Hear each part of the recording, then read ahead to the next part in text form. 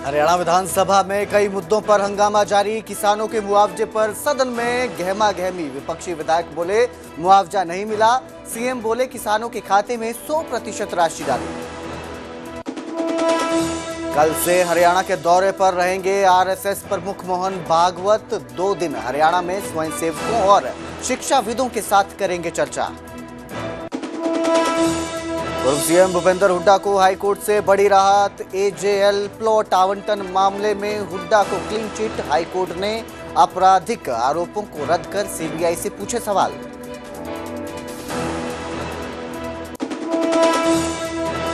मासूम शर्मा पर सीएम सैनी के ओएसडी गजेंद्र फोगाट का बड़ा बयान। बोले ये अहंकार है या संस्कार पता नहीं, सरपंचों से ऐसे बात नहीं करनी चाहिए थी। दुनिया मोहब्बत के बदले मोहब्बत नहीं देती। पानीपत रिफाइनरी में नहीं थम रहा बवाल। कर्मचारियों ने फिर किया प्रदर्शन। कई जिलों की पुलिस हालात संभालने में जुटी। दूसरे जिलों के 5 डीएसपी लगाए गए।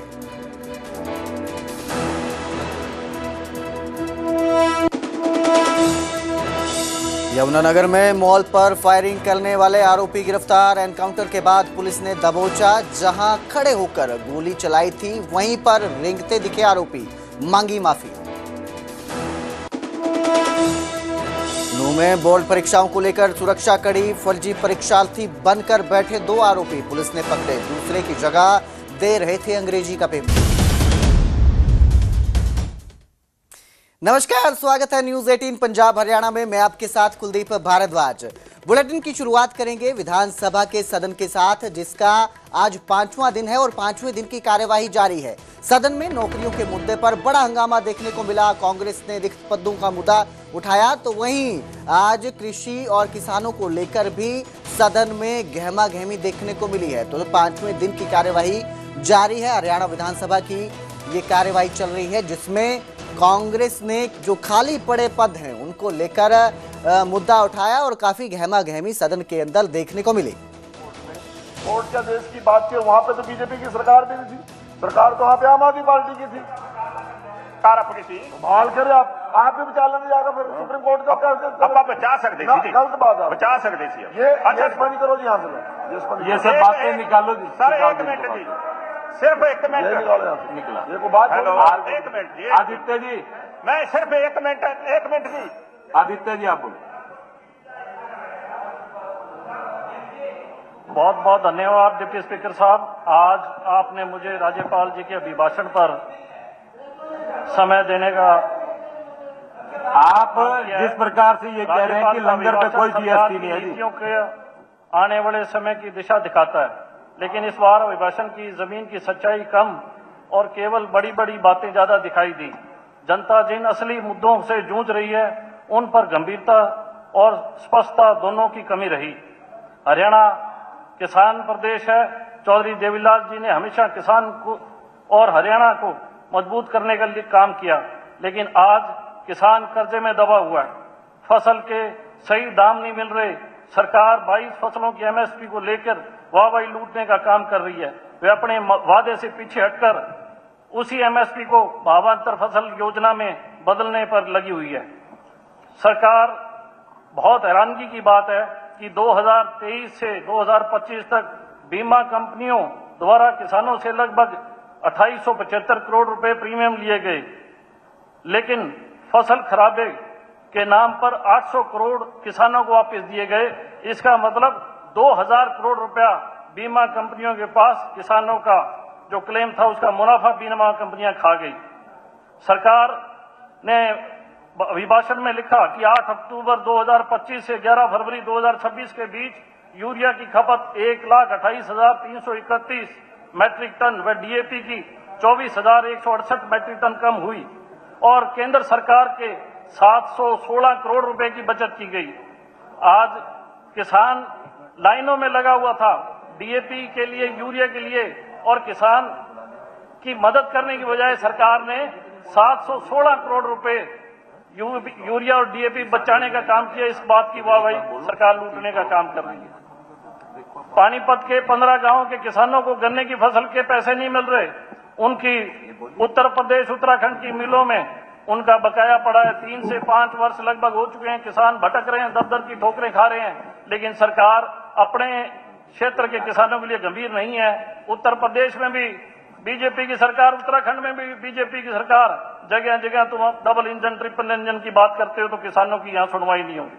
सब्सिडी के नाम पर कृषि क्षेत्र की जो इक्विपमेंट सब्सिडीज हैं, जिसमें किसानों को यंत्र दिए जाते हैं 50% सब्सिडी के नाम पर, लेकिन जो उनके भाव तय किए गए हैं वो 100% है, बल्कि जो इक्विपमेंट्स है वो बाजारी भाव में 50% पे मिलते हैं।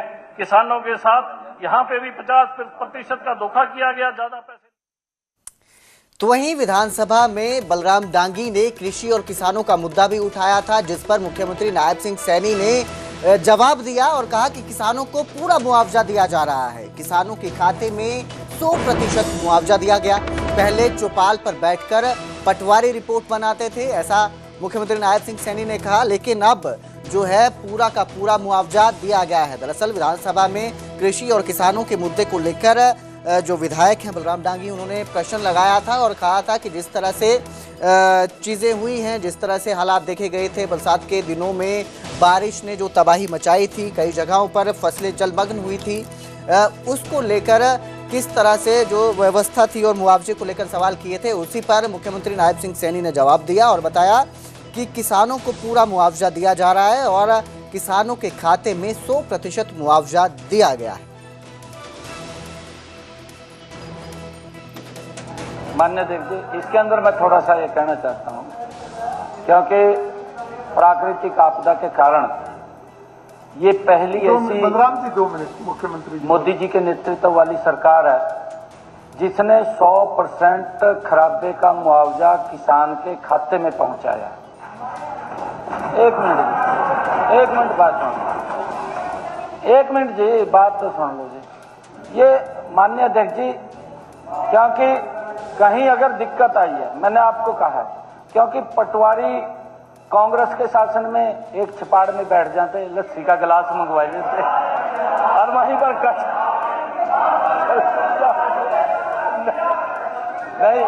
नहीं यही हालत थे। माननीय अध्यक्ष जी, हमने कार्रवाई की है पटवारियों पे, हमने पटवारियों पे कार्रवाई की है। और मैं आपके क्षेत्र का भी बता रहा हूँ, 6.5 करोड़ रुपया आपके हल्के के अंदर किसान के खराबे का भेजने का काम किया। ठीक है माननीय अध्यक्ष जी, कुंतला जी, माननीय अध्यक्ष जी, इतना सिस्टम, मुख्यमंत्री जी के पास इतना सिस्टम, मैं कोई आपकी बुराई नहीं कर रहा, नहीं मैं बुराई नहीं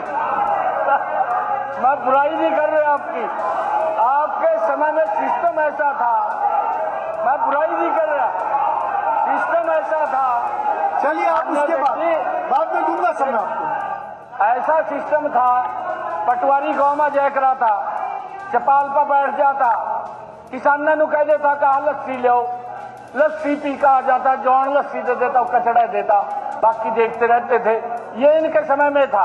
परंतु आज मैं आपको बता रहा हूं, हमने कार्रवाई की है। हमने कहा है कि पटवारी की जिम्मेवारी है कि अगर किसी किसान का फसल का खराबा हुआ है तो उसका 100% लिख करके हमें देगा। हमने उसके लेयर भी बनाए हैं माननीय अध्यक्ष जी। अगर 25% है, 50% है या 75 या 100% है, अगर 25% है तो कुछ नहीं मिलता, अगर 50% है तो 20% मिलेगा, 100% है तो 100% मिलेगा, और उसका देने का काम कर रहे हैं। अभी भी हमने इसके बारे में कहा है कि अगर किसी की गलती है वो गलती को अपनी भुगतेगा, उसके खिलाफ कार्रवाई होगी, और जो किसान हमारा बचा है उस तक पहुंचाने का हम काम करेंगे अगर कोई छूटा है। और उधर इस सब के बीच पूर्व मुख्यमंत्री भूपेंद्र सिंह हुड्डा को हाईकोर्ट से बड़ी राहत मिली है। 2 दशक पुराने एजेएल प्लॉट आवंटन मामले में भूपेंद्र सिंह हुड्डा को पंजाब हरियाणा हाईकोर्ट ने क्लीन चिट दे दी है। कोर्ट ने मामले में भूपेंद्र हुड्डा पर लगे आपराधिक आरोपों को रद्द कर दिया है, साथ ही सीबीआई की ओर से लगाए गए आरोपों को भी खारिज कर दिया है। वहीं कोर्ट ने जांच एजेंसी की भूमिका पर भी सवाल उठाए और पूछा कि सीबीआई ने सिर्फ भूपेंद्र सिंह हुड्डा को ही आरोपी क्यों बनाया।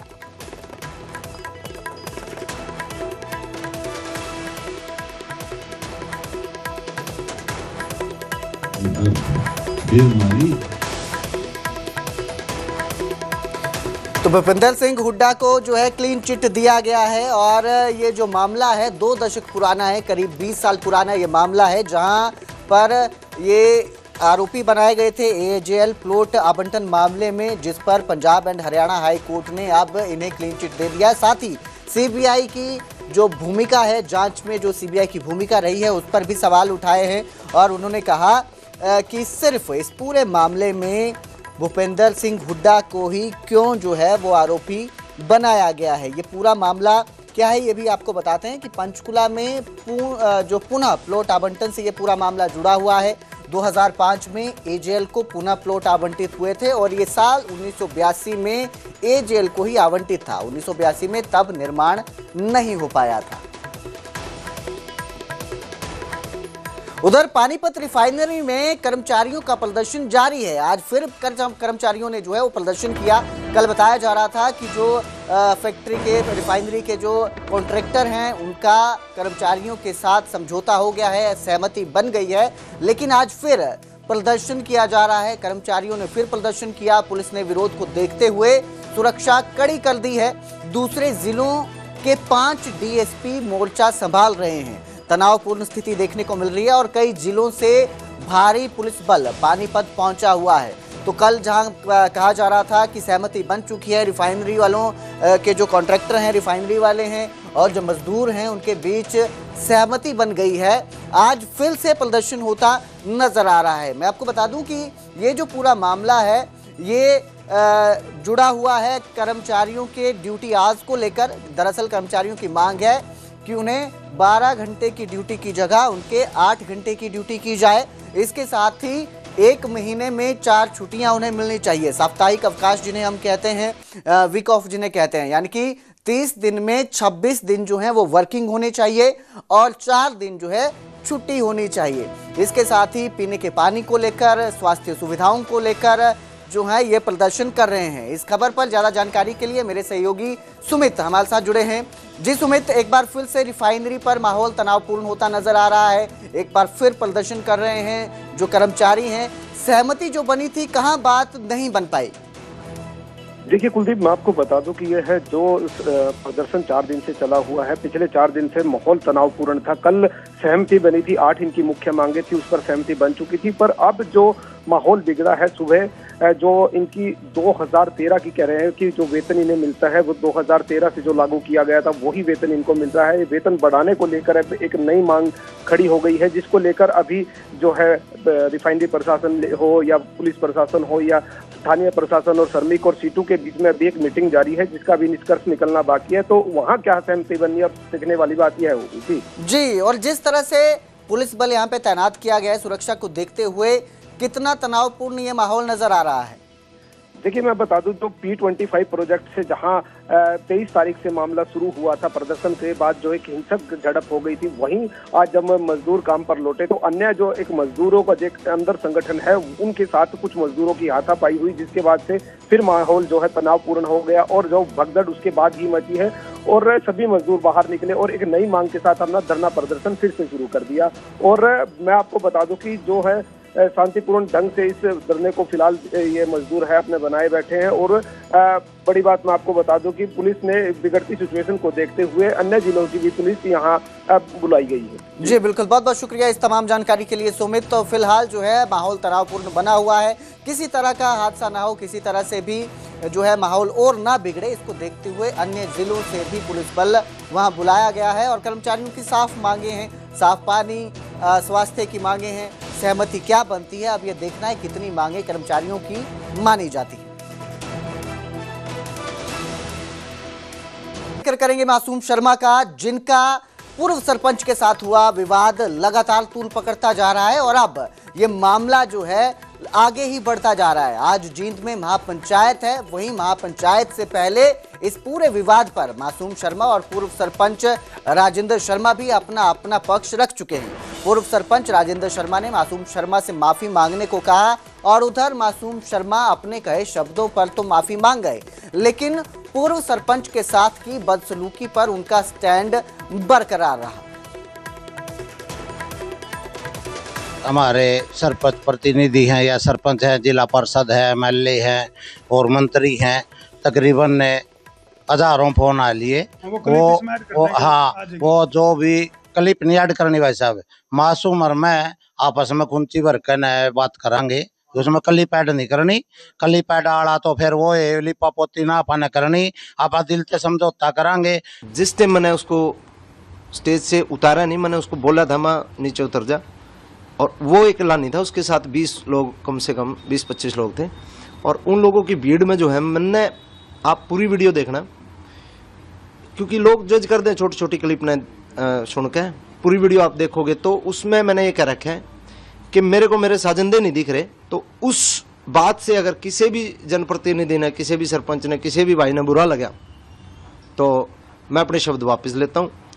लेकिन मन ने जो बोला है वो एक तरीके से तकिया कलाम जैसे यूज होता है, उस तरीके से यूज किया गया था। दूसरी बात जो मंत्री एमएलए वाली बात जो मैंने कही थी, उस पर मैं फिलहाल भी अडिग हूं, क्योंकि स्टेज जो है कलाकार की होती है। और आप जिक्र करेंगे यमुनानगर में मॉल पर फायरिंग मामले का, जिस पर पुलिस ने कार्रवाई की और फायरिंग करने वाले आरोपी को गिरफ्तार किया है। पुलिस ने एनकाउंटर के बाद आरोपियों को पकड़ा है। एनकाउंटर में तीनों आरोपियों के पैर में गोली लगी है। आरोपियों की पट्टी करवाकर पुलिस मौके से ले गई।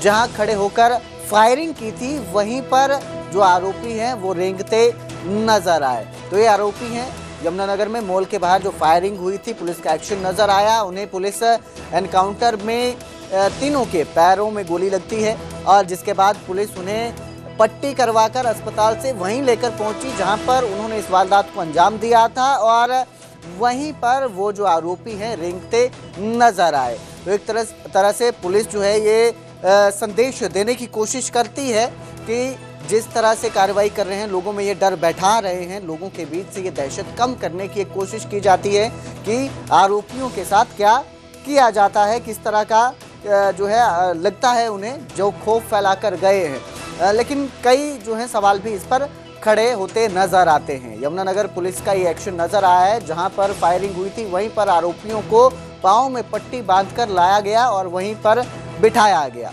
इससे जो है आसपास के लोगों में जो दहशत फैली होती है उससे भी थोड़ी राहत मिलने की बात होती है और वहीं पुलिस पर भी भरोसा बढ़ता नजर आता है। बता दे क्यों लेके बता। फायरिंग गलती हो गई जी। किस चीज की गलती हुई है? और फायरिंग करी थी जी। किस पे की थी? मॉल पे, सिटी मॉल पे जी। किस लिए? ये जी लड़के ने कर के दो जी, मैं बाइक चला रहा था जी। कोई की थी? क्या किस लिए लेके आए? क्या किया था आपने? फायरिंग की थी। किस पर फायरिंग की थी? सिटी मॉल पे। किस लिए? बस पछतावा हो रहा है। बहकावे में आके की थी। आप ऐसा करते क्यों हो? बहकावे में आगे थे। किसके? तो ये लोग हमने प्रोडक्शन वार्ड पे गिरफ्तार किए हैं, जो कि हमारा प्रोसीजर है। उसके तहत आज हम इनकी निशानदेही पे जो उन्होंने जगह शिनाख्त करनी होती है जहाँ पे इन्होंने वारदात की थी, आज उसके लिए लेके आए थे और आज हमने निशानदेही करवाई। कुछ बताया कि इनका मकसद क्या था यहाँ फायरिंग करने? आपको बताइए, ये एक्सटॉर्शन कॉल के लिए या धमकाने के लिए लोग इस तरह का बहकावे में आके, पैसों के लालच में, जो बाहर बैठे विदेशी गैंगस्टर्स हैं उनके लालच में आके ऐसा काम कर रहे हैं। मेरे सहयोगी परवेज इस खबर पर ज्यादा जानकारी के साथ हमारे साथ जुड़े हैं। परवेज, ये जो मामला है, पुलिस इन्हें एक बार फिर वहीं लेकर पहुंची है जख्मी हालत में पट्टी बंधवाकर, जहां पर इस वारदात को अंजाम दिया गया था। इसके बाद जो आसपास के लोग हैं उनमें किस तरह का रिएक्शन देखने को मिला? बिल्कुल कुलदीप, मैं बताना चाहूंगा कि 7 फरवरी की रात की यह घटना है। पहले यह एक प्राइवेट हॉस्पिटल में फायरिंग करता है, उससे महज 1 किलोमीटर दूर जाकर यमुनानगर के सबसे बड़े सिटी मॉल पर फायरिंग कर फरार हो जाता है। लेकिन कल सुबह जो है पुलिस इनको गिरफ्तार कर लेती है और उनके जो टांगे पर जो है गोली भी लगती है एनकाउंटर में और ये घायल हो जाते हैं। अब पुलिस ने जो है ये है पहला मामला नहीं है जब पुलिस जो है ऑपरेशन लंगड़ा के तहत जो है कार्रवाई कर रही है। इससे पहले जैसे ही बदमाशों ने फायरिंग किया, पुलिस उनको पकड़ती है और घटनास्थल पर लेकर जाती है। और इस बार विजयनगर सिटी पुलिस ने जो है इन बदमाशों को सिटी मॉल के सामने लेकर गई है और वह लंगड़ाते हुए, रेंगते हुए आगे बढ़ते हैं और वह अपने बयान में साफ स्पष्ट शब्दों में कह रहे हैं कि हम बहकावे में आ गए हैं और बहकावे की वजह से हमने यह कृत्य किया है। पुलिस का मकसद साफ है कि पुलिस जो है एक लोगों के मन में एक साफ छवि जो है पुलिस की वो बनाना चाहती है और दूसरा लोगों के मन से यह भय दूर हो जाए कि इस तरह के जो बदमाश होते हैं वह जो है पुलिस उनको पूरी सुरक्षा मुहैया कराएगी, और जो युवा जो है जो गलत दिशा में चले जाते हैं उनसे कम ये युवा सीख लेकर गलत दिशा में ना जाए, और जो बाहर बैठे गैंगस्टर हैं उनसे जो है उनके बहकावे में ना आकर इस तरह के गलत काम ना करें। परवेज, कोई जानकारी सामने आई है कि किसके कहने पर इन्होंने इस वारदात को अंजाम दिया था? फिलहाल मोटे तौर पर जो है जो नाम सामने आता है वह लॉरेंस बिश्नोई का आता है, और काला राणा गैंग जो है, काला राणा जो यमुनानगर से ताल्लुक रखता है, उसका जो छोटा भाई है नोनी राणा, उसी के इर्द गिर्द जो है यह बदमाश यमुनानगर में फायरिंग की घटनाओं को अंजाम देते हैं। और बीते जो है 2 से 3 साल में जो है यमुनानगर में फायरिंग की घटनाओं में लगातार इजाफा हुआ है। जो फिरौती मांगी जाती है उसमें लगातार इजाफा हो रहा है, और जो भी नाम निकल कर सामने आता है उसमें सरसरी तौर पर जो है काला राणा और नोनी राणा का नाम सामने आता है।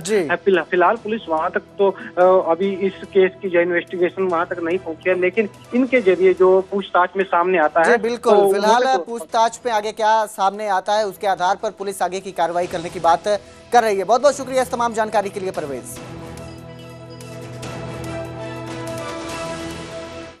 उधर नूंह में फर्जी परीक्षार्थी पकड़े गए हैं। असली छात्रों की जगह बैठकर ये परीक्षा दे रहे थे। 12वीं के अंग्रेजी के पेपर में किसी और की जगह बैठे थे, और चेकिंग के दौरान जब पता चला कि ये वो नहीं है जो परीक्षार्थी है, उनकी जगह कोई और बैठा है, इन्हें काबू किया गया। तो इस तरह का ये मामला सामने आया नूंह में, जहां बोर्ड की परीक्षाएं चल रही हैं आजकल, और बोर्ड की परीक्षाएं वैसे भी अहम मानी जाती हैं। इनके बाद जो है बच्चा डिसाइड करता है कि आगे उसे किस फील्ड में जाना है, कौन सा करियर उसके लिए सही रहेगा। 10वीं और 12वीं की कक्षा है, ये कौन सा वो सब्जेक्ट रखेंगे। और इस तरह का फर्जीवाड़ा जब होता है तो बहुत सारे जो है खामियां भी देखने को मिलती है सिस्टम में भी, और बहुत सारी चीज़ें भी सामने आती हैं। और बोर्ड की परीक्षा में जब कोई दूसरा आपकी परीक्षा देता है और आप पास करके अगली क्लास में जाते हैं तो सीधी सी जाहिर सी बात है कि आपको भी बहुत सारी मुश्किलों का सामना करना पड़ेगा। और ये 2 आरोपी पकड़े गए हैं जो असली छात्रों की जगह परीक्षा दे रहे थे, अंग्रेजी का एग्जाम जो है देने बैठे हुए थे आरोपी।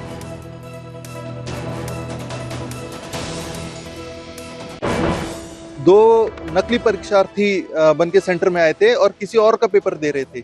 इसमें पुलिस ने बहुत जल्दी एक्शन लिया। उनके खिलाफ एफआईआर रजिस्टर हुई है सदर थाने में, और इसमें हमने 4 लोगों को अरेस्ट किया एक ही दिन के अंदर। शाम दोपहर में वो पकड़ेगा और शाम तक हमने 4 अरेस्टिंग की है। 2 तो वो छात्र हो गए जो पेपर देने आए थे, एक फैजल है, एक सहबाज है। इसके अलावा पता चला कि जो एडमिट कार्ड वो लेके आए थे जिसमें QR कोड एडिटिंग ये सब की गई थी, वो एक CSC सेंटर वाले ने की थी। हमने तुरंत कार्रवाई करते हुए उस CSC सेंटर वाले को भी अरेस्ट किया है जिसका नाम जुनैद था, और इसके अलावा जिसका पेपर देने आए थे समीर, उसको भी अरेस्ट किया गया है। साइबर सिटी गुरुग्राम में स्टंटबाज लोगों के लिए एक बड़ी मुसीबत बनते जा रहे हैं। एक बार फिर से इन स्टंटबाजों का वीडियो सामने आया है। एम्बियंस मॉल के सामने बाइक से कई बाइक सवारों ने खतरनाक स्टंट किए। तेजी से सड़क पर ये स्टंटबाज बाइक को दौड़ाते रहे, जिससे लोगों को भारी परेशानी का सामना करना पड़ा, ताकि लोग स्टंट कर सके।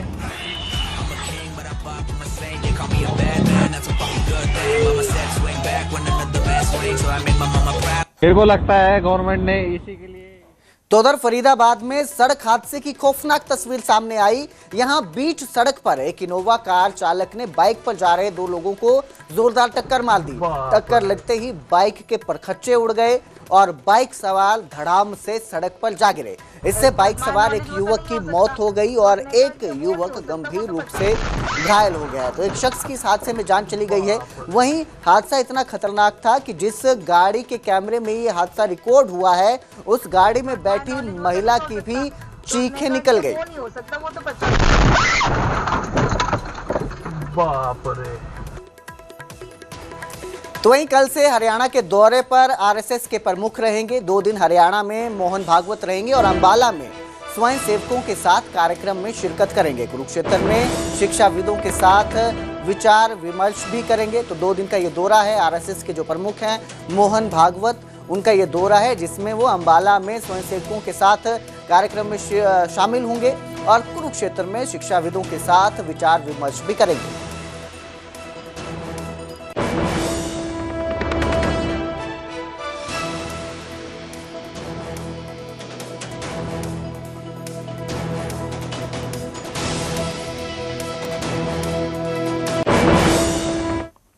फिलहाल वक्त है एक छोटे से ब्रेक का। आप बने रहिए न्यूज़ 18 पंजाब हरियाणा के साथ।